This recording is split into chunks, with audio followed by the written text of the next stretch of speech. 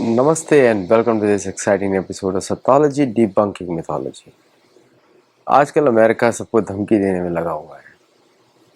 Venezuela में धमकी, Canada को धमकी दिया क्योंकि कनाडा जो है F-35 नहीं खरीद रहा है, रिजेक्ट करने वाला है, इसलिए धमकी दिया।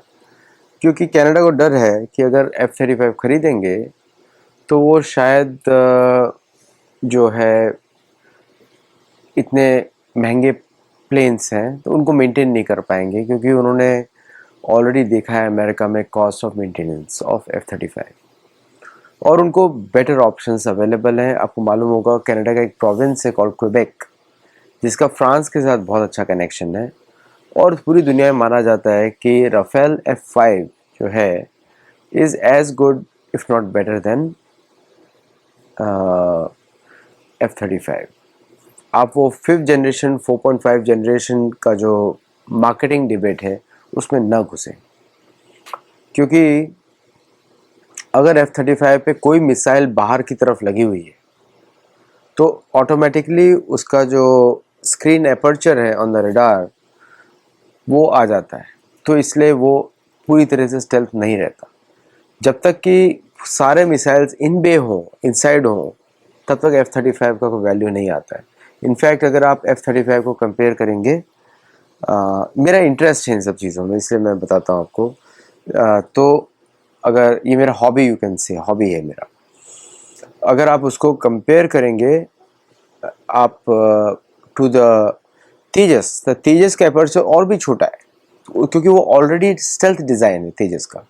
ओनली थिंग है उसके इंजन के इनलेट्स जो हैं वो भी एक्चुअली काफ़ी छोटे हैं, क्योंकि प्लेन बहुत छोटा सा है, तो इंजन इनलेट्स काफ़ी क्लोजर है, तो उसके रडार क्रॉस सेक्शन और भी कम होगा।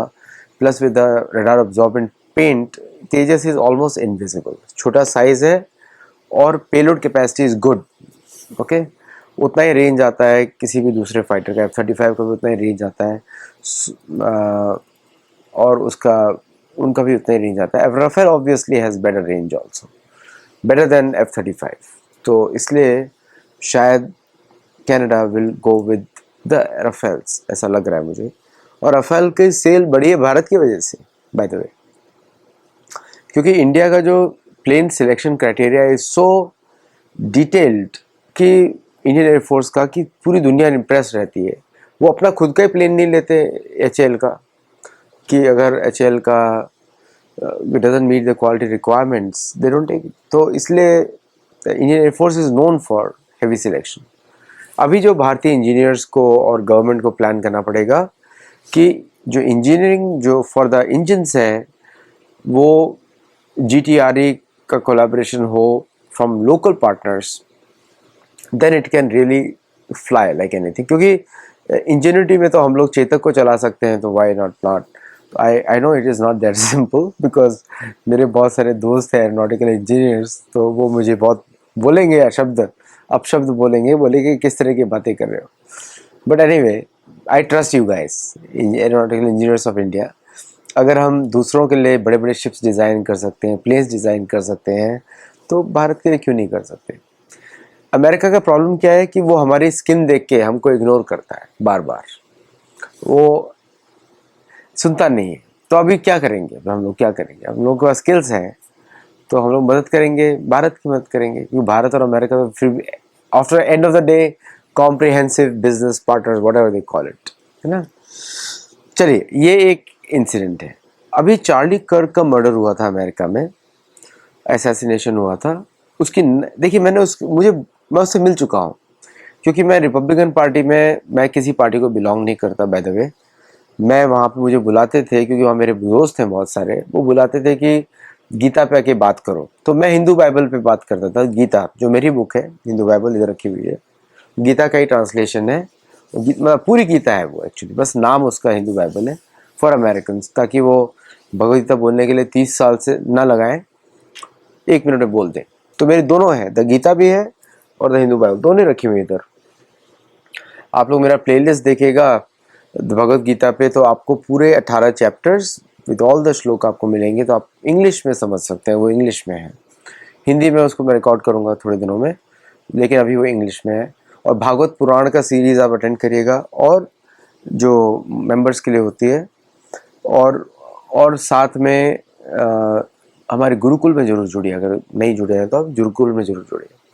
आते हैं वो जो चार्ली कर्क के मर्डर वाले इंसिडेंट पे आते हैं।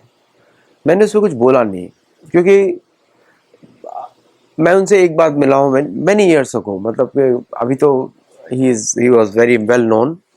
उस समय होगा 21-22 साल का होगा, तब मैं मिला था, मैं एक रिपब्लिकन कन्वेंशन में, तो मैंने लेक्चर दिया था, फिर उसके बाद जाके मैंने उनसे बात करी थी।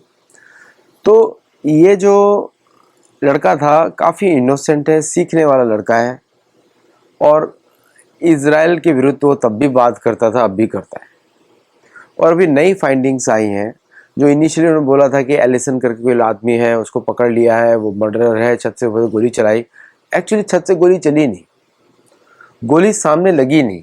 गोली लगी, जैसे वो उधर बैठा हुआ था तो गोली ऐसा लोग दिखा रहे थे लेफ्ट में लगी, नहीं, गोली तो पीछे से आई है, इधर से आई है, इधर से ऊपर से नीचे आई है और गर्दन से निकली है ना। तो वो एग्जिट वुंड है और ये एंट्री वुंड है, इस तरफ है टेम्पल, इस तरफ का।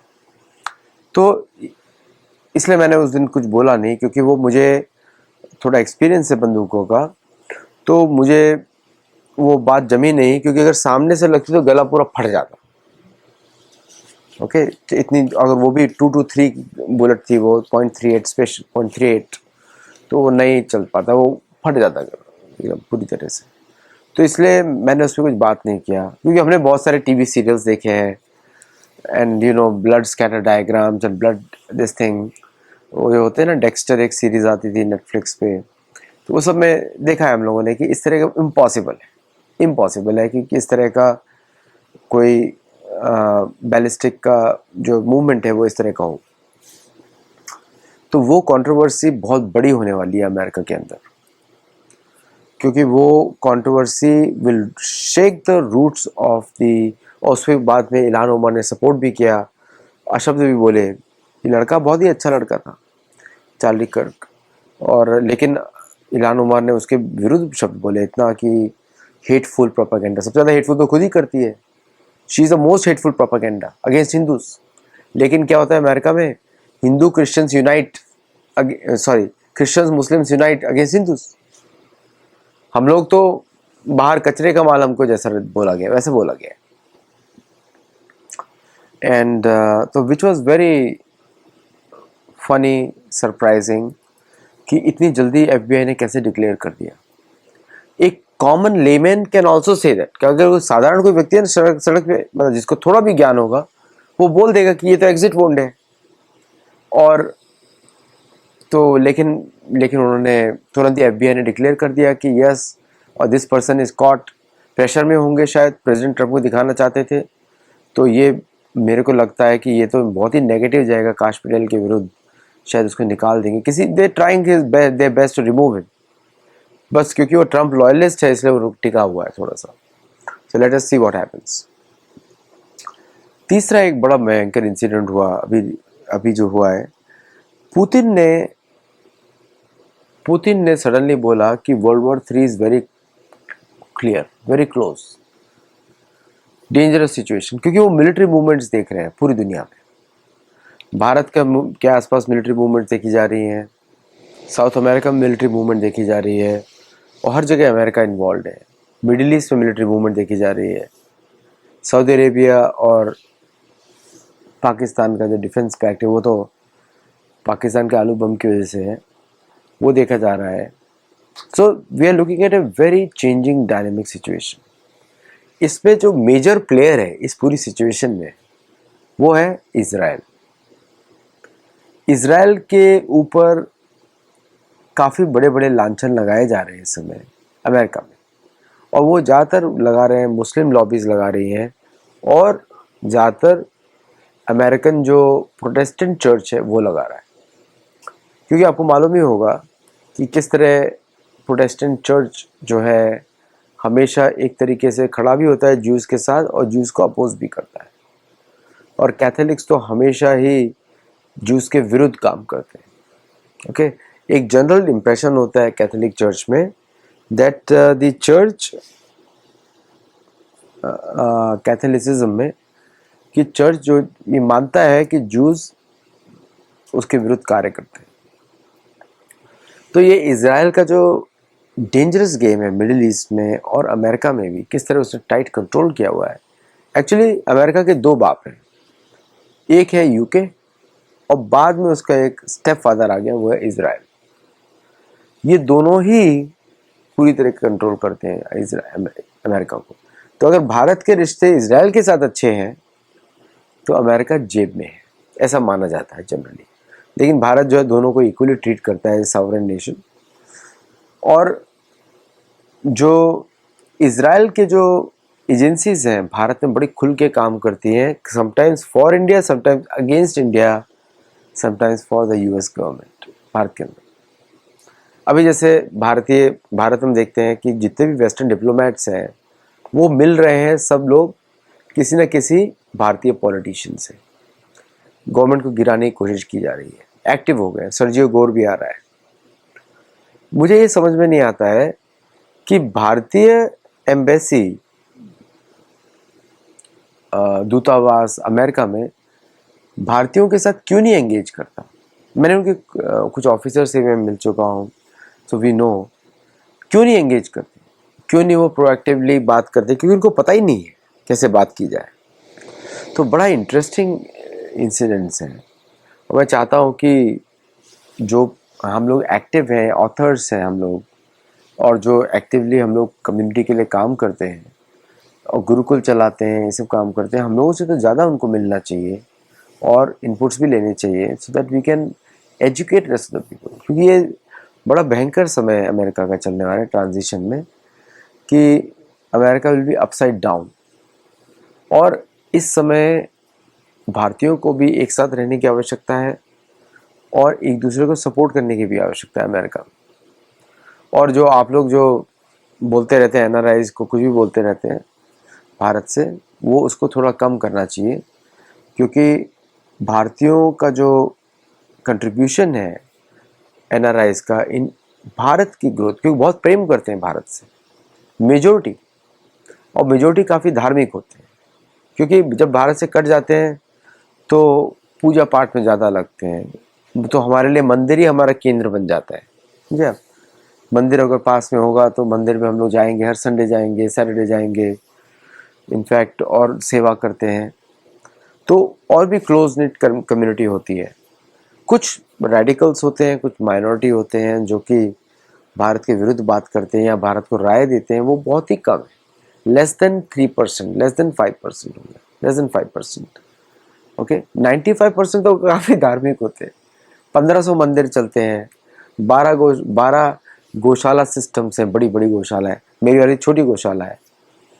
तो इसलिए मैं चाहता हूँ कि वो रेटोरिक कम हो, क्योंकि एनआरआईज ने बहुत कंट्रीब्यूट करते हैं भारत को। $129 बिलियन एक लास्ट ईयर का कुछ रिकॉर्ड था। तो वो भारत के ही यूज़ में आता है, प्रोजेक्ट्स चलते हैं वहाँ पे, इन्वेस्टमेंट्स चलते हैं। तो इसलिए वो थोड़ा रेटोरिक कम हो, क्योंकि वो ठीक नहीं है। क्योंकि इतना ज़्यादा जो मेहनत करते हैं, एरोगेंट होते ही हैं कुछ लोग, तो होंगे ही, अब बोलते हैं नोवियो रिश होंगे ही, लेकिन अधिकांश तो ऐसे नहीं है। अधिकांश तो सरल हैं एकदम, भारत के लिए हमेशा खड़े रहते हैं। वही लोग जाते हैं मोदी जी का ऑर्गेनाइज करने के लिए, उनको स्वागत कर, अभी जितने भी लोग आप लोग आते हैं अमेरिका में तो उनका स्वागत हम ही लोग करते हैं। तो ये चेंज होने की आवश्यकता है, क्योंकि अमेरिका में बहुत सपोर्ट चाहिए होगा इस कम्युनिटी को, आप सब से, पूरी दुनिया से। और जब सपोर्ट चाहिए होगा तो उस समय बहुत ज़रूरत पड़ेगी उस समय, और अभी जो है और भी ज़रूरत पड़ेगी, ताकि हम लोग अपनी भी रक्षा कर सकें, क्योंकि हमारे लिए अगेंस्ट तो सभी लोग हैं। अब्राहमिक तो सारे हिंदुओं के विरोधी कार्य करते हैं, तो वो सब में बहुत ज़रूरत पड़ेगी। तो बड़ा एनवायरनमेंट काफ़ी चैलेंजिंग है इज़राइल का, और वेस्ट एशिया का, रशिया का जो मिलिट्री प्रोफाइल है वो भी बदल गया है। काफ़ी एग्रेसिव पोस्चर लिया है उसने और रशने के साथ अगेंस्ट यूएस डायरेक्टली। और अभी जो मीटिंग हुई ट्रम्प की यूके में, वो दिख रहा है उससे कि यूक्रेन का सिचुएशन और भी ख़राब होने वाला है। तो जेलेंस्की ने जो शुरू किया उसका अंत नहीं है अभी। उसका अंत तो तभी होगा जब ज़ेलेंस्की जाएगा, उसके पहले नहीं होने वाला। तो बहुत सारे चेंजेस होने वाले हैं, भारत को भी पता है। तो काफ़ी you will see lot of actions, और मैं आपको अपडेट करता भी रहूँगा। चलिए अगले शो तक मिलते हैं। जय जगन्नाथ और जय श्री राम। नमस्ते।